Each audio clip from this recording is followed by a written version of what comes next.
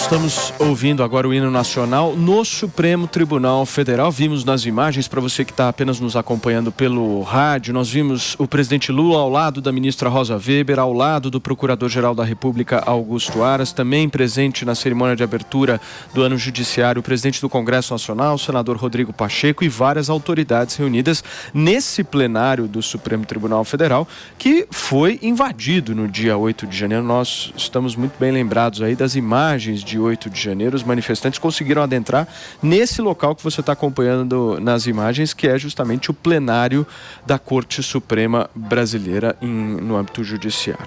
Vamos continuar nossa discussão aqui, gente. São 10 horas e 25 minutos. Deixa eu colocar um tempero, se vocês me permitirem. Só um temperinho de leve. Parlamentar que se diz de direita vota no Lira e no Rodrigo Pacheco? Eu tenho uma dúvida.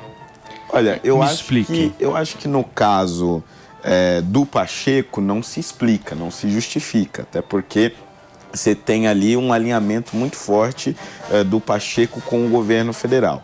Agora, no caso do Lira, se justifica, e acho que o Alexandre expôs muito bem isso, né? O Lira, ele tem uma tendência a se demonstrar como um sujeito muito mais independente e quer reafirmar o seu poder diante do governo federal.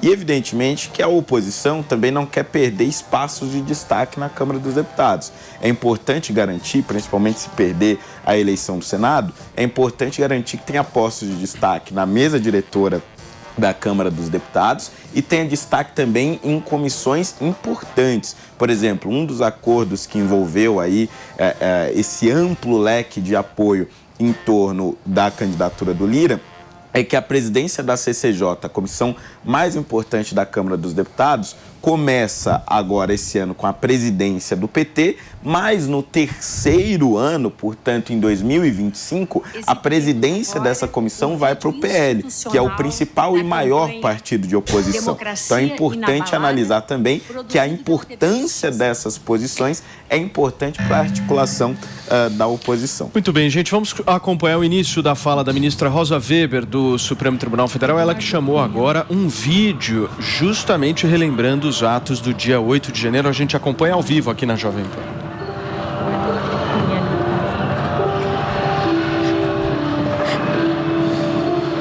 Só para vocês entenderem, quem nos acompanha apenas pelo áudio, nós estamos vendo um vídeo que está sendo exibido agora pela ministra Rosa Weber, presidente do Supremo Tribunal Federal, um vídeo em preto e branco, em que as imagens mostram a invasão ao Supremo Tribunal Federal e aos outros prédios públicos em Brasília no último dia 8 de janeiro. Como eu mencionei para vocês logo no início da transmissão em relação ao que acontecia no Supremo Tribunal Federal, os manifestantes conseguiram invadir exatamente o plenário do Supremo, local onde acontece agora a abertura do ano do Judiciário Brasileiro. Está lá presente o presidente Lula, também o Procurador-Geral da República, Augusto Aras, o presidente do Congresso Nacional, o senador Rodrigo Pacheco, dentre várias outras autoridades.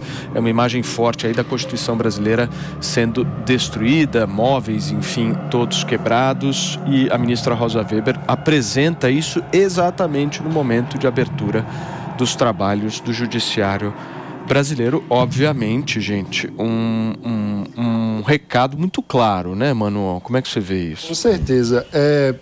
Acho que a gente não pode fazer de conta que o 8 de janeiro não existiu, né? E o que a ministra Rosa Weber faz com esse ato de iniciar o ano judiciário, exibindo esse vídeo, é reforçar o fato de que existe uma parcela radicalizada, fanatizada da sociedade brasileira que deseja desrespeitar as instituições, que deseja um golpe.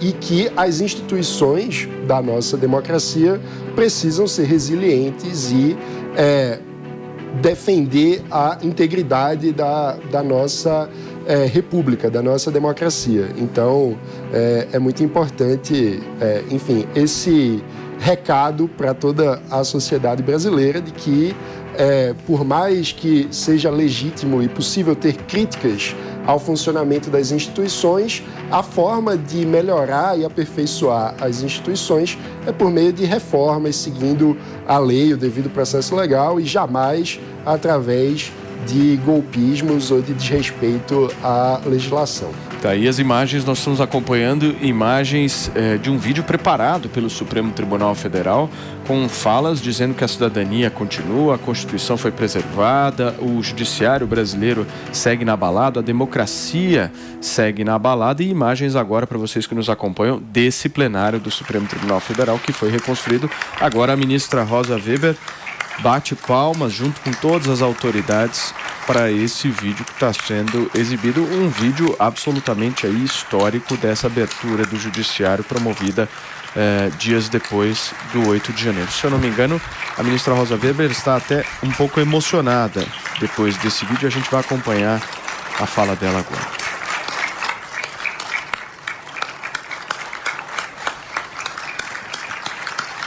As palmas, elas continuam no Supremo Tribunal Federal logo depois da exibição desse vídeo.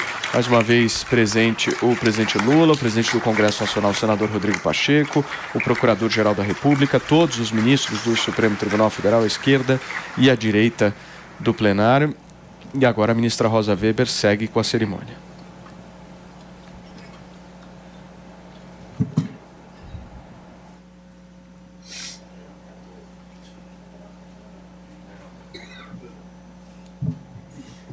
Senhores ministros desta Suprema Corte, de hoje, de ontem e de sempre.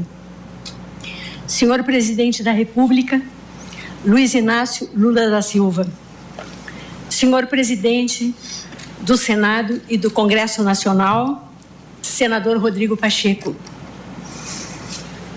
Senhor José Sarney, ex-presidente da República, que nos honra com a sua presença e a quem muito deve o Brasil pela reconstrução do processo democrático, seja pela convocação da Assembleia Nacional Constituinte, seja pela neutralização dos dispositivos autoritários constantes da Carta Constitucional outorgada em 1969.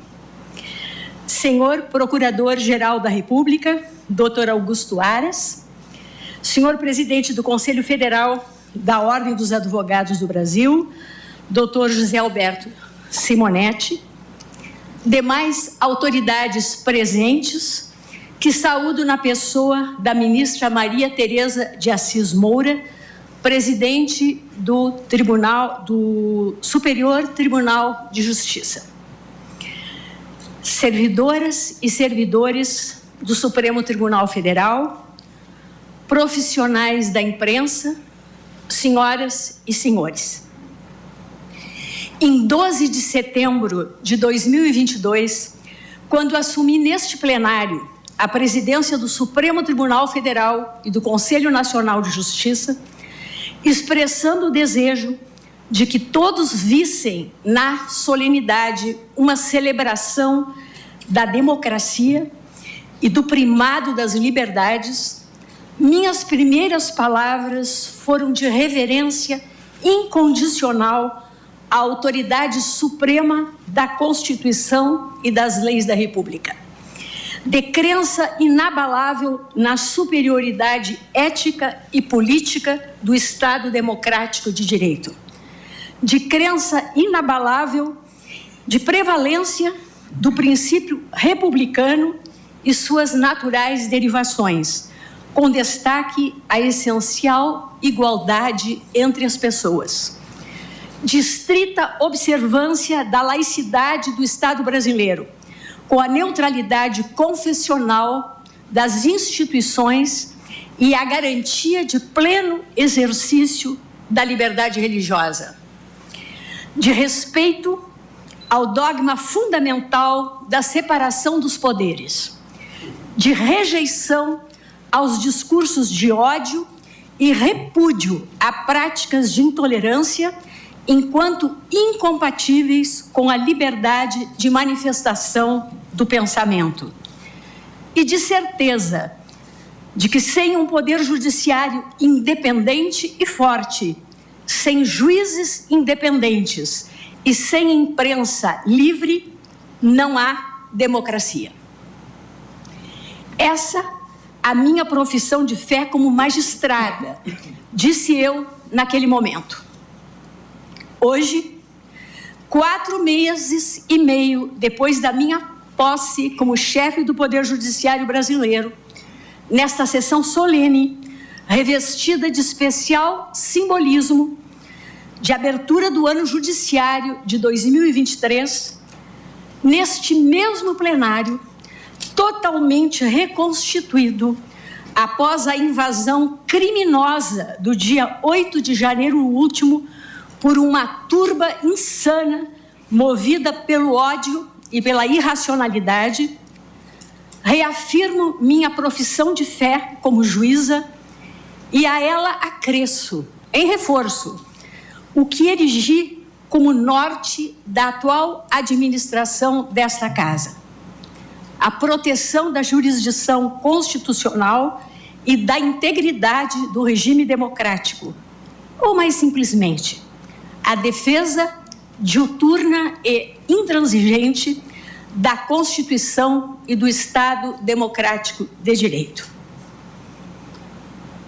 Há 3 semanas, o emblemático prédio histórico onde nos encontramos, as instalações do Congresso Nacional e o Palácio do Planalto, sedes dos 3 pilares da democracia brasileira, foram alvo de ataque golpista e ignóbil, dirigido com maior virulência contra esta Suprema Corte.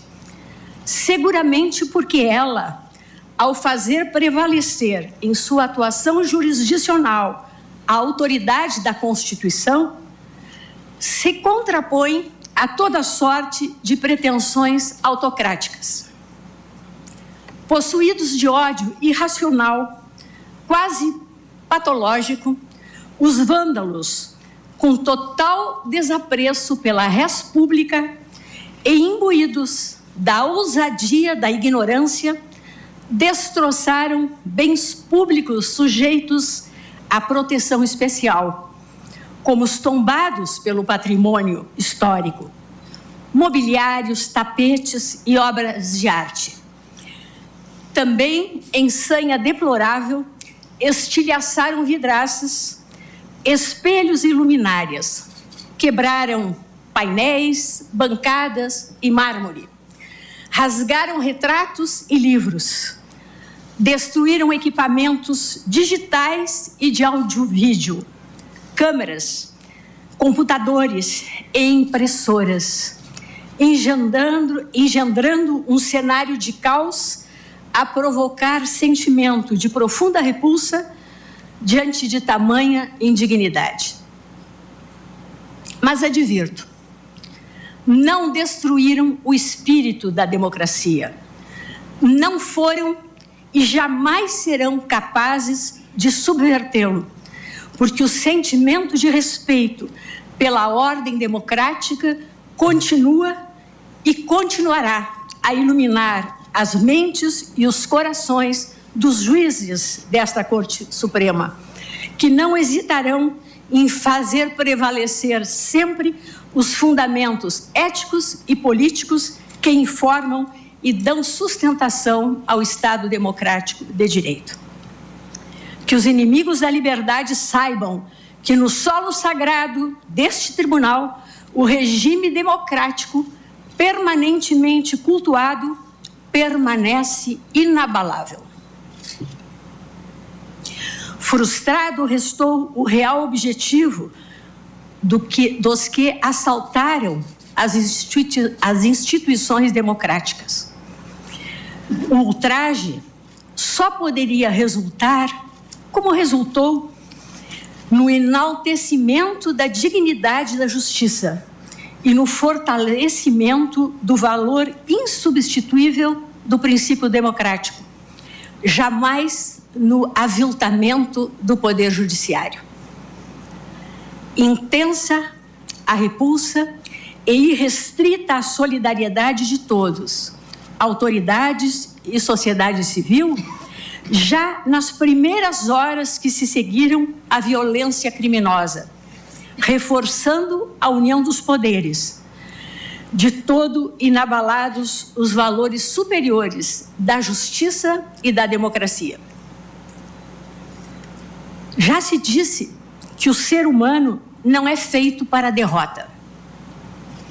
A lembrança da travessia da Praça dos Três Poderes, que fiz no dia seguinte ao hediondo ataque, desde o Palácio do Planalto até esta Suprema Corte, a convite e na companhia do Presidente da República, de ministros da Casa e de representantes do Congresso Nacional e dos 27 entes federativos, sublinho que a justiça também não é feita para a derrota.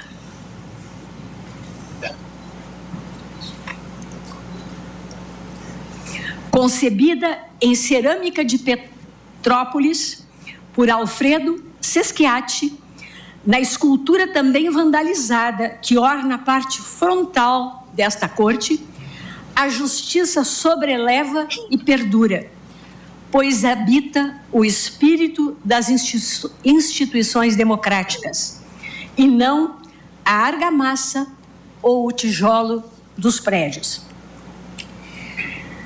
As instalações físicas de um tribunal podem até ser destruídas, mas a elas sobrepaira e se mantém incólume a instituição Poder Judiciário, em seu elevado mistério de dizer e tornar efetivo o direito, viabilizando a vida em sociedade, realizando o valor justiça. Não sabiam os agressores de 8 de janeiro que o prédio sede do Supremo Tribunal Federal, na leveza de suas linhas e na transparência de seus vidros, enquanto símbolo da democracia constitucional, é absolutamente intangível a ignorância crassa da força bruta. De todo inútil para o que perseguiam, a destruição do patrimônio físico da Suprema Corte, que, na verdade, é patrimônio do povo brasileiro, é patrimônio da humanidade. A inspiração que anima as estruturas concebidas pelo gênio de Niemeyer, assim como os valores que informam a atividade jurisdicional desta casa, jamais serão atingidos ou subjugados pela barbárie. Nem pela barbárie seus juízes se sentirão intimidados. E para os que, consumidos pela fogueira da irracionalidade, tangidos pelo fanatismo ou dominados pelo fundamentalismo de sua triste visão de mundo, distorcem maliciosamente o conceito de liberdade e o próprio sentido das palavras, tão a gosto de espíritos totalitários, como na prática da novilíngua, atribuindo à destruição do patrimônio público conteúdo outro que não os de ignomínia e vergonha, digo novamente, é inútil, pois mesmo que desejassem destruir 1000 vezes o Supremo Tribunal Federal, subsistiria incólume o sentimento de reverência desta casa pelo Estado democrático de direito. E 1001 vezes reconstruiríamos seu prédio, como fizemos agora, sem interromper um só instante o exercício da jurisdição, graças à tenacidade dos que respeitam as instituições e amam a democracia. Tal, entretanto, advirto, não desfigura a invasão criminosa, nem ameniza o ataque covarde nunca antes perpetrado contra as instalações desta Suprema Corte, seja ao longo do Império, seja na República. E se alguma dúvida ou dificuldade de compreensão acaso esteja a pairar neste momento sobre o sentido do que estou a dizer, assevero, em nome do Supremo Tribunal Federal, que uma vez erguida da justiça a clava forte sobre a violência cometida em 8 de janeiro, os que a conceberam, os que a praticaram, os que a insuflaram e os que as financiaram serão responsabilizados com o rigor da lei.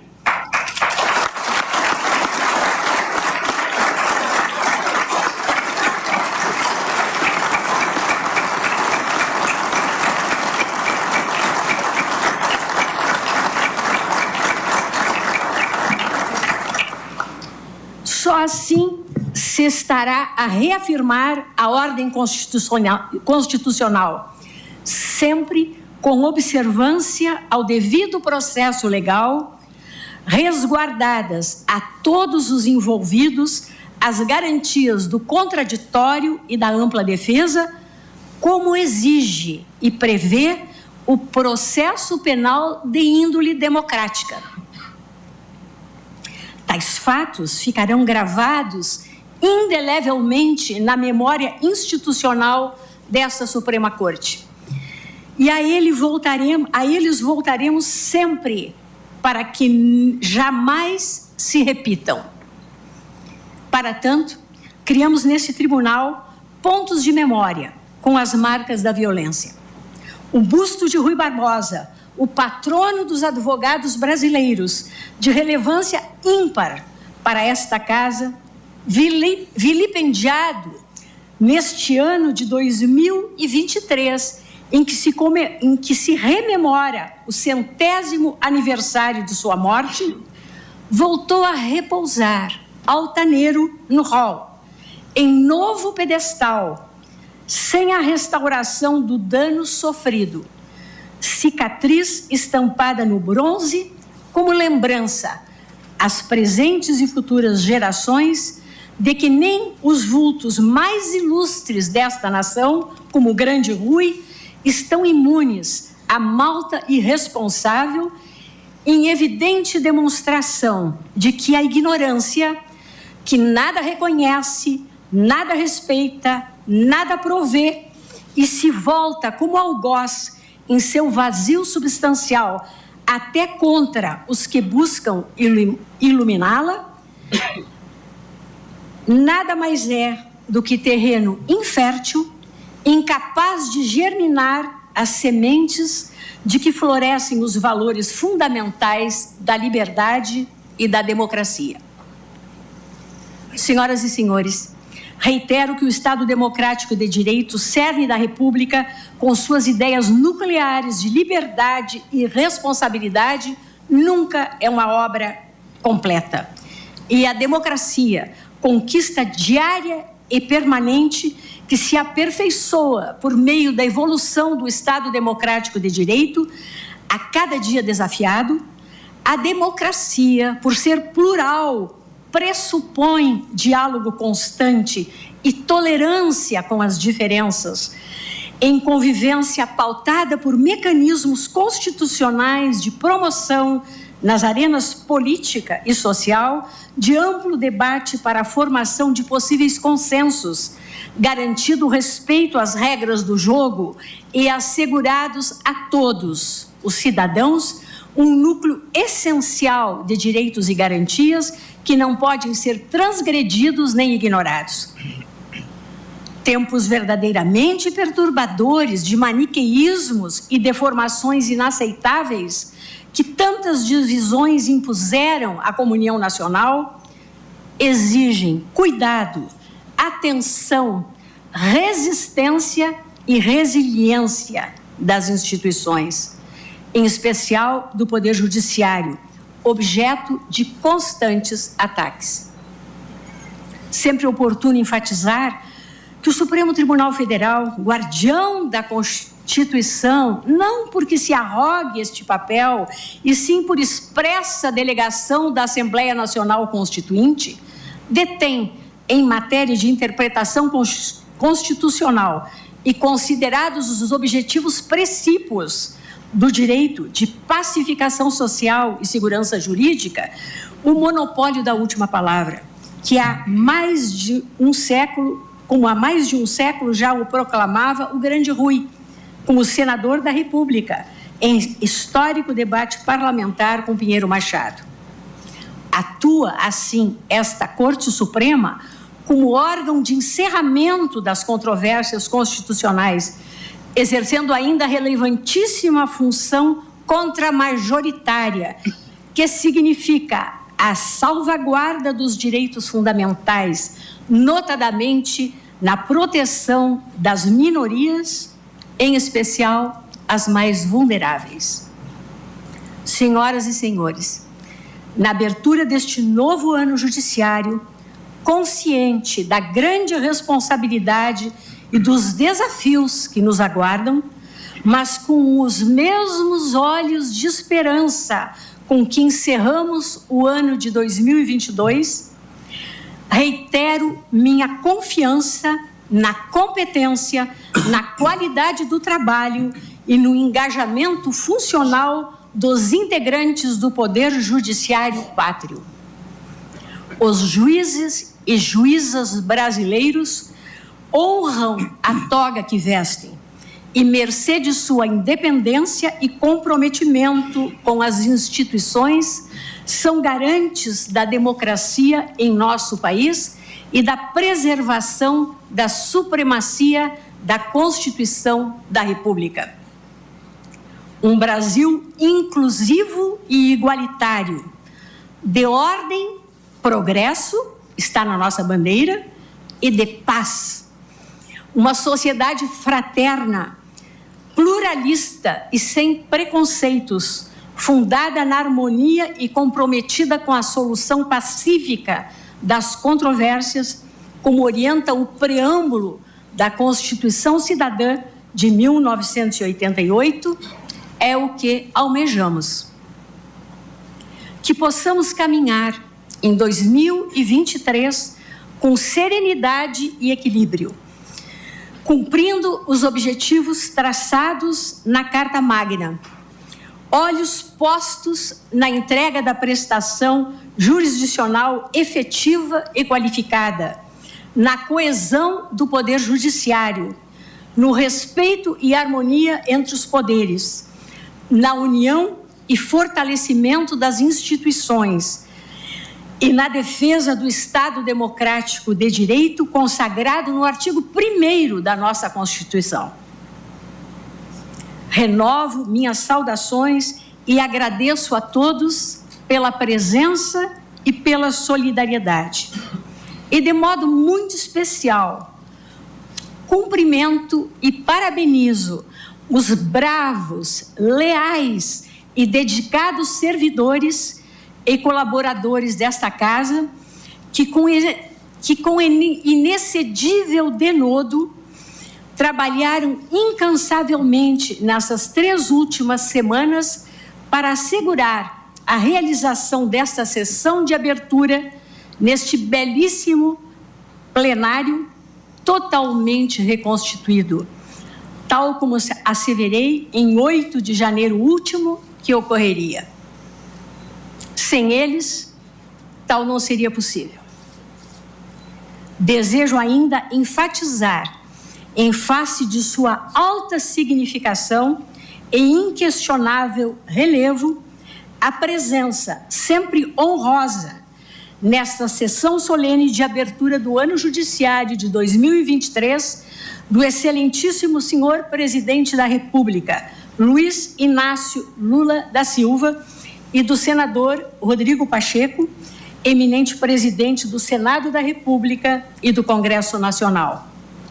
O ataque criminoso e covarde que vilipendiou as instituições da República e os símbolos do Estado Democrático de Direito confere maior intensidade ao convívio necessariamente harmonioso entre os poderes que compõem o Estado brasileiro, fortalecendo a comunhão nacional em torno do princípio nuclear e interrogável que privilegia e consagra entre nós a prevalência da ideia democrática, que não pode ser transgredida nem conspurcada.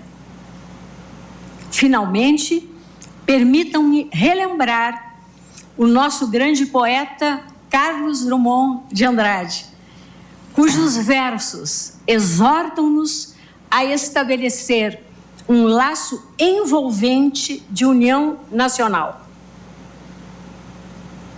O presente é tão grande, não nos afastemos. Não nos afastemos muito. Vamos de mãos dadas. E eu me permito completar. O futuro está à nossa frente, mas é no dia a dia, passo a passo, que construímos o caminho. A escolha é nossa.